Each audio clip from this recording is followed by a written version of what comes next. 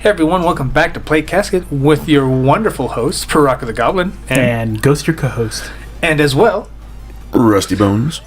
And this week on Your Turn here, we're going to be talking about a couple actually pretty big projects, which actually, I thought was actually, both of them are really hilarious to me, honestly. We'll just start at the top. SEGA apparently could find a couple of million to buy Rovio. How did that happen? I'm surprised too, because I think during 2018, they were really struggling. Yeah, they had to sell 3, 4 arcade systems, buildings, something like that. So basically, in short, this is just kind of like a TLDR. They closed some. What was it? They didn't close it. Basically, they were looking more internal. That's why they didn't develop shit after Sonic. Yeah. Sonic gave him a black eye, and then I think during COVID they had to shut down one of their major arcades. I'm not sure about how many machines they killed, but or how many machines they didn't plan to develop. But even then, it's where'd you guys come up with this money? Yeah, where did that come? And people some people are like, well, they have Atlas and they have Persona 5. I'm like, okay, look, let's back up a moment. Persona 5 has been the most successful Persona game, but in the grand scheme of things, it can't even scratch the surface of some of the most mediocre Sonic sales. Yeah. It's growing. It's not Call of Duty numbers. It's not Madden numbers. No. Let's even ignore the Call of Duty numbers, because Call of Duty numbers is just there's no way. There's just no way. Okay. It's a growing franchise, but there's no way it made so many millions they could buy Angry Birds. Let's be real here. There, and then on top of that, there is several series that they struggle with trying to release out, such as Sakura Wars, which is really, really a sad thing, because that series is actually kind of fun. Yeah. Soul Hackers, which is okay, but it's still, again, another franchise that they put quite a few millions in, and it's still struggling. And then Sonic, which we always have to flip a coin to find out whether or not it's going to sell well. And then on top of that, they license out some games such as Wonder Boy and such, or Streets of Rage too. .emu. Yeah. They did a bunch of stuff like that, but even when you look at all those successes, even the moderate successes like Streets of Rage, it's hard to put the numbers together.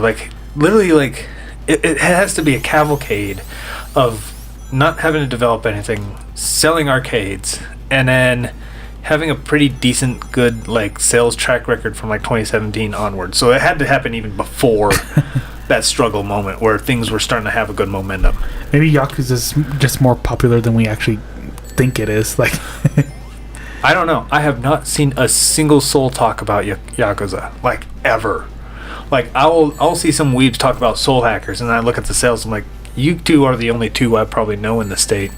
Well, Yakuza is really good, mostly because I'm not knocking that. Well, the director has a lot of creative freedom over it, because they're just just make sure it sells well. But he does whatever he wants with it. Yeah, Yakuza is actually a really good game. I'm not knocking it. I'm not knocking any of this. Soul Hackers, honestly, Soul Hackers I still feel is probably better than Persona. Yeah, I said that. I said that. Deal with it.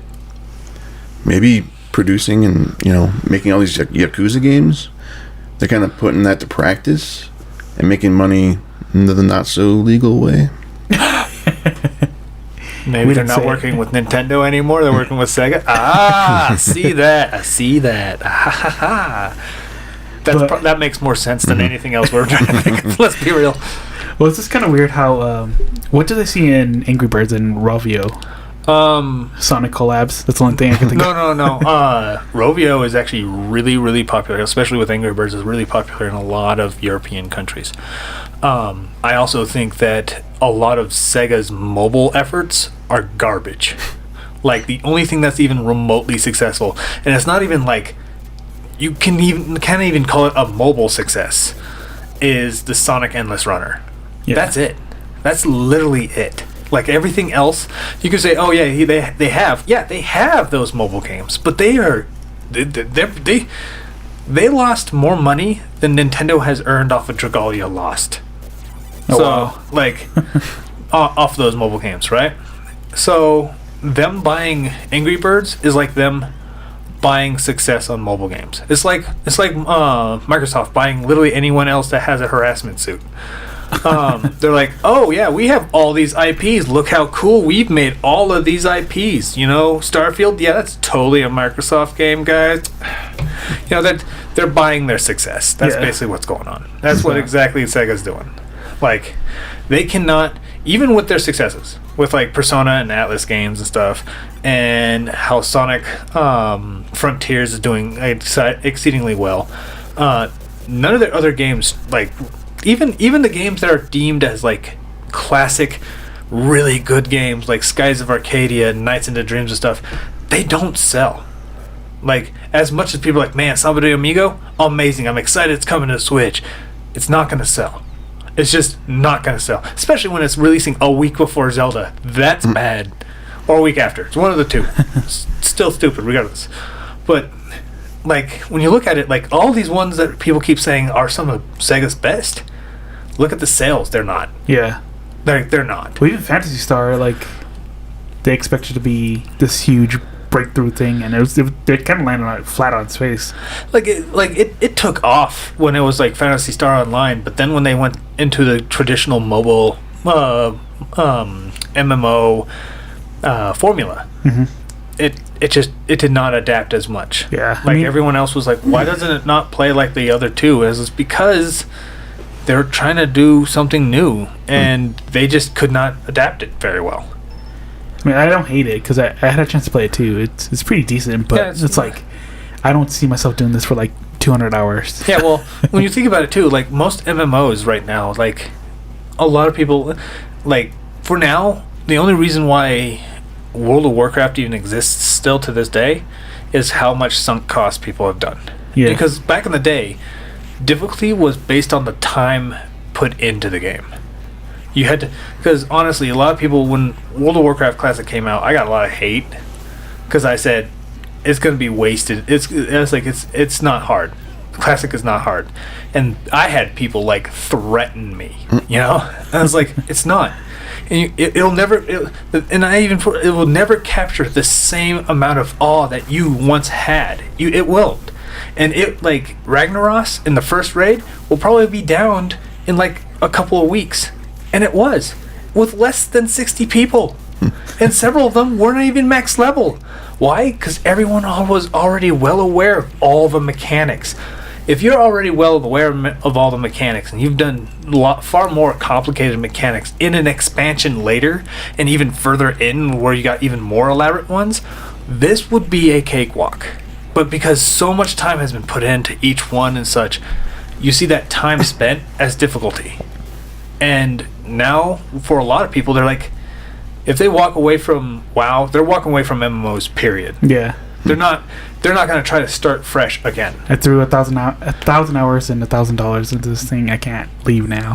Yeah, they can't leave now, or if they're leaving for good. Yeah. They ain't coming back. Like, that's just how it is. And Phantasy Star just comes up, like, I think it released right between, like, what, Final Fantasy 14? Realm Reborn or something like that? No, well, it's been out in Japan for a while now. We only got it. I was talking about the West. international release, but yes. Oh, okay, the international release. It came out when I think this current Xbox came out finally. Okay, but it's been Japan's had it for shortly. So just about within a year's time of when Realm Reborn came up, right? And even Realm Reborn is the only other game that's contending with World of Warcraft, and like the gap is still big. It's getting closed. Like Final Fantasy 14 is gaining players, while WoW is losing players. That gap's closing, and it's closing fast. But it's not going to be overtaken. Yeah, like it's never going to. Like there's going to be more stuff that's going to be exciting for World of Warcraft, and it's going to shoot it back up in the stratosphere and stuff. But MMOs are so boring. But the thing is, look at all the other wannabe WoW killers and stuff that were just traditional MMOs, and then compare those things to Phantasy Star. Yeah. And see how many were similar. Like I see where it's coming from, you know. And I think that's what really kind of killed that. But I think Sega's just buying more. Going back to what we're talking about, Sega's just buying the success. Okay. Like, honestly, I feel like they're seeing it and like, we could probably use that. But not Candy Crush? Or I guess Activision doesn't want to let it go. Candy Crush is king. I think that's actually EA. Are you sure? I thought Activision. No, PopCap has Candy Crush. Somebody King has... Post it in the comments below. Yeah. Somebody's going to Google them. It's fine. We don't have the internets well at our fingertips when we're recording because it's behind me. That's Miles too far away. That's too far away from me. I have to turn my thing around, and you have to hear me go all like echoey and stuff like this. It's just weird, really weird, guys. It's embarrassing. I know. It's unprofessional. So, what about you? What about you, Rusty? How do you feel about this whole Sega buying Rovio type thing? It's kind of strange, but I've seen stranger. Yes. I don't know. Well, all I say is I know Rovio doesn't have any harassment suits, or else Microsoft would have bought them. Like, I just see that pattern right now. Well, it's just kind of weird out of left field. The only thing I could see is if they're gonna throw Sonic into Angry Birds. Well, I think they're trying to just, like I said, buy the success on the mobile market, and then they try to squeeze some of their other stuff into it, or maybe they try to make their other mobile games good by adding Angry Birds to it, which is also a possibility. We shall see. It's very interesting. Yeah, it's a curious one. I'm wondering if Sega's going to try to put any type of like ports onto like the Switch. Imagine just touch-only ports on the Switch of Angry Birds. That shit would be hilarious. I mean, they had them on Xbox, so I mean, like, it would make sense that they would have it again. Oh, okay. Anyway, next topic. We had Unrecord, a new indie game that kind of has this like found footage style, kind of like a body cam. Mm-hmm. And at first, when like for the most part, like it's kind of taking a little controversy off of like Twitter and online and stuff. Well, yeah, it looks so realistic too. It's like crazy. I remember seeing screenshots for the first time, and I was like, "No, this has to be a body cam. Like, you guys are bullshitting me." And then they do like more video gamey stuff. I'm like, "Holy shit, that looks good." But I think if you look at more of the footage, you're like, it looks kind of fake. Like, or, you know. Yeah. Well, okay, so I discovered it because I saw it at like on some dude's video share, and I was like watching. I'm like, I was like, damn, this dude is like athletic as hell, but like everything he moved was like a little too flawless. You know what I mean? Like zero camera shake, zero camera shake, zero like interjection, zero no grunting with movement. No real grunting with movement, and like he's jumping over like tables and not knocking a single fucking thing down. Like, not a single thing. I was like, okay, this is fake.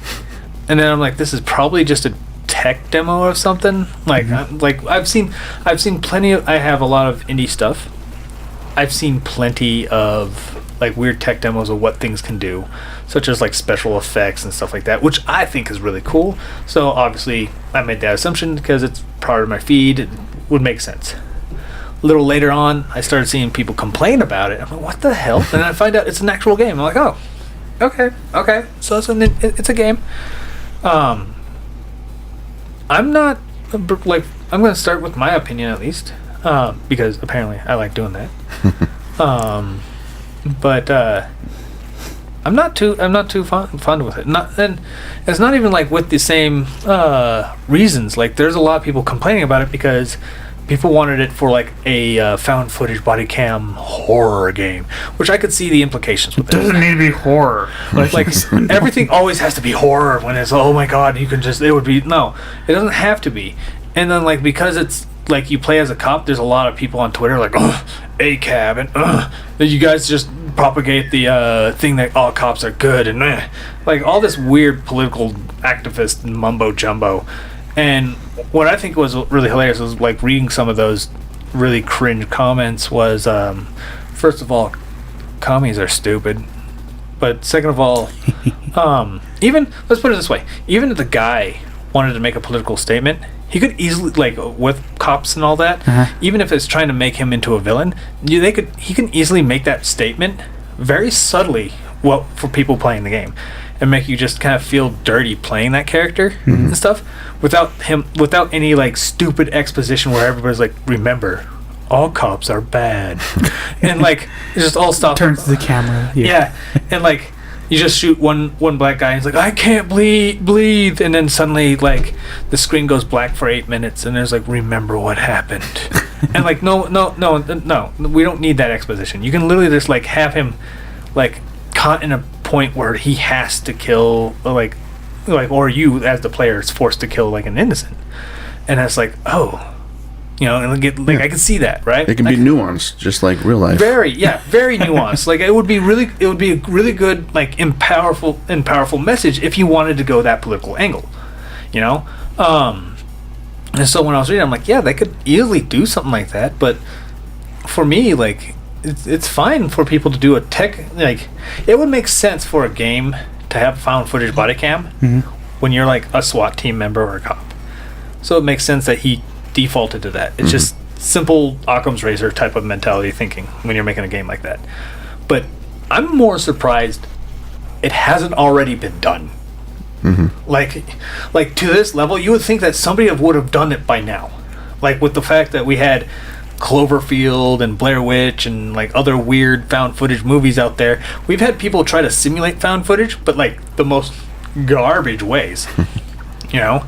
Well, it's just, I mean, for the most part, it just turns to first-person camera, basically. But with this, it looks really good. I don't know. It's not like a... I remember, it could just be like a vertical slice, or like... I have a feeling it could just be a really short game, but it's not going to be like 8 hours of doing this. Yeah. Like, tracking a guy down. Okay, here's your next mission. Track this guy down, and it's even another more realistic looking worn down warehouse. Yeah, I feel like it feels like more of a proof of concept, but turned into more of a digestible game style. I feel like that. I feel like you're right, and kind of close to what that is. But even then, for me, like, I'm not interested in it. Like, even when you remove that effect, as cool as it is, it's just another. It's like a linear hallway shooter. I'm not. I'll buy it. I'll support them. I want to see. That's all on you, dude. Like, that's not me. Like, it's just because I'm tired of them.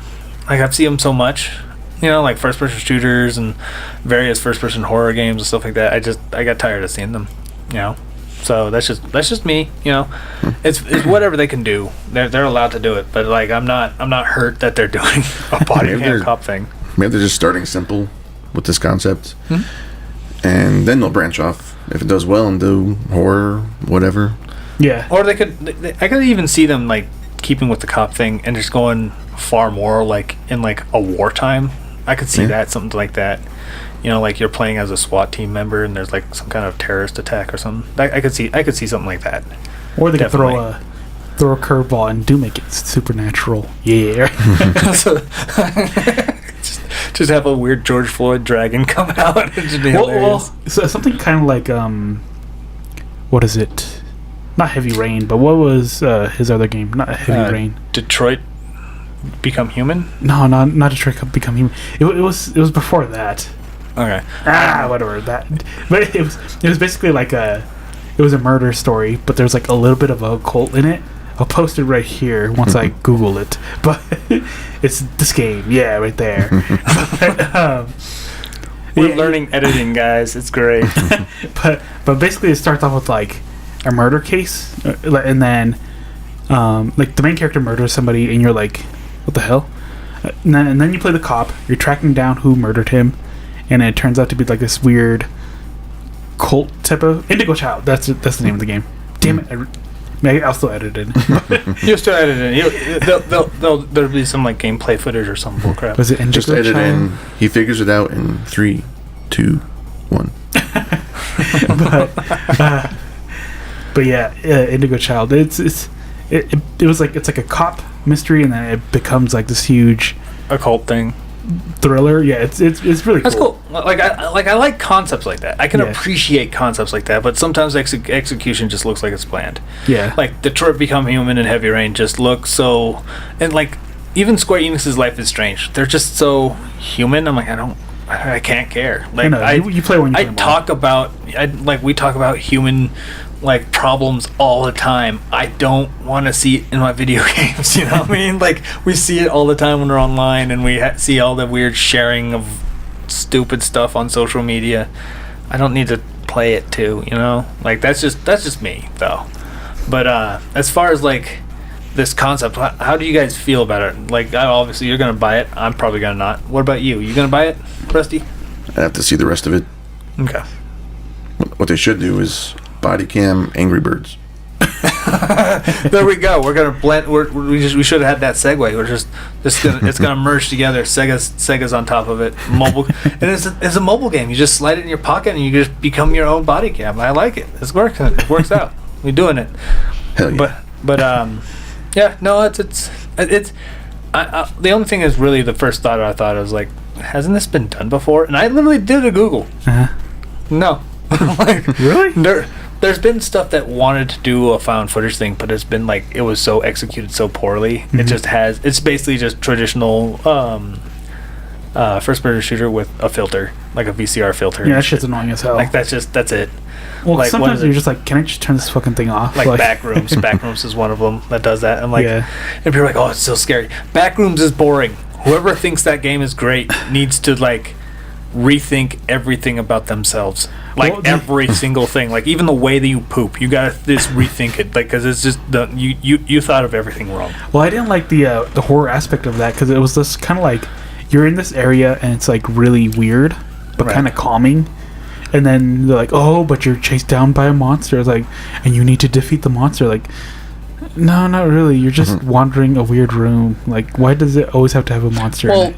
I think it all started with some stupid Reddit or 4chan Reddit. post Yeah. about liminal spaces, and someone's like, "Let me make that," because people were talking about how it's weird to see these liminal spaces where it's just transitory to a more important spot. But what if that becomes your main focus? Then you're unsettled because you're like, I'm always constantly in a transition to somewhere, but I'm never going anywhere. That's deep. Well, that's what the whole conversation was like. Man, it would be suck if it was always hallways, and then There's a monster in there. and so that like there's so many. Well, Backrooms is just the latest one. Like there's so many before that were doing other weird puzzly things and paranormal things and stuff that aren't even monsters. It was just like one of them was basically you're trying to come to terms with your psychosis or some bullcrap, and it was just a whole thing, and then Backrooms tends to be just the crowning achievement on it, and then suddenly that everybody wants to be Backrooms. Can I just explore weird shit? Yeah, I'm actually surprised there's no more like really just truly exploratory games where it's just full. Like think of it like Zelda without the combat, and everything's just like weird puzzles, dungeons, and shit. Yeah. That'd be cool. I kind of like that. I like that idea. No one's gonna do it because people are like, "Where's the combat, man?" And Paraka's getting old. Back in my day. Yeah. Nope. But yeah. No. I would like to see where this guy takes it. Now, I would actually like to see what other people are inspired to do and stuff too. So, yeah. There's that. Any other things you want to add to this? No. All right. Well. We're going to go ahead and cap this off then. So I would like to thank you guys all for listening in to yet another episode of Your Turn. If you like our content, feel free to like, subscribe, and of course, always share our stuff with other people. And as always, we will see you on the other side. Hey everyone, this is Paraka. And Ghost. I would like to say thank you for listening to our podcast. If you like our content, give us a thumbs up. Subscribe and share our video with your friends. You can also follow and support us on other social media such as Minds and Rumble. Links in the description below.